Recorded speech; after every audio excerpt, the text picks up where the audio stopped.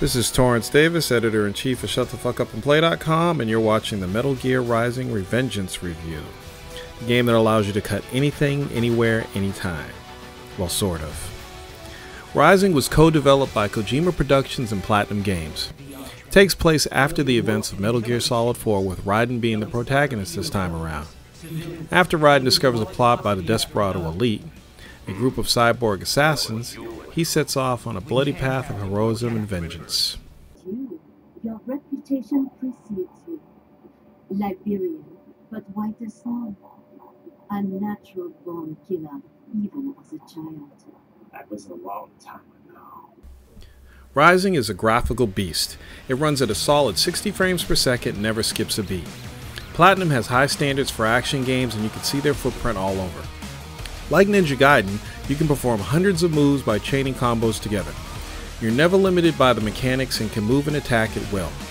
The animation is super smooth, and I sometimes wanted to slow things down to sit back and enjoy it.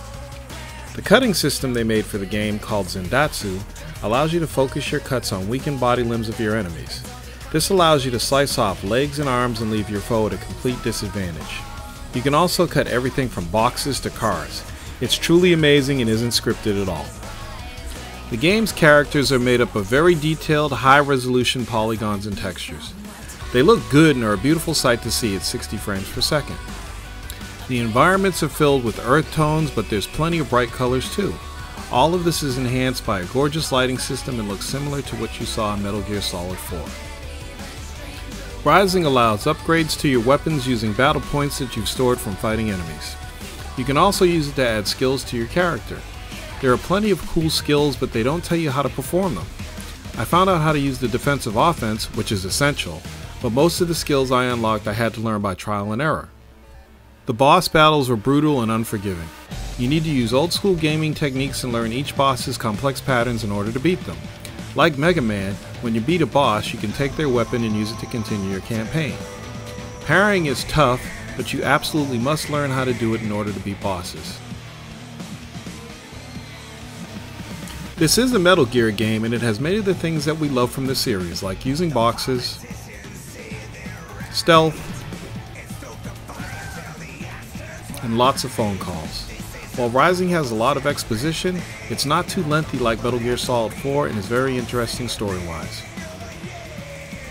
Metal Gear Rising Revengeance had me after the initial 10 minutes of the game. It is absolutely one of the best action games I've played in years and is a swan song to this console generation. Kojima Productions and Platinum Games are a powerhouse as a team. It's not an easy game at all, but not nearly as hard as Ninja Gaiden 2. The pacing is very fast and the story is told like a film. I'll definitely play through this game a few more times. If you're a fan of action games and love the Metal Gear universe, do not miss out on Metal Gear Rising.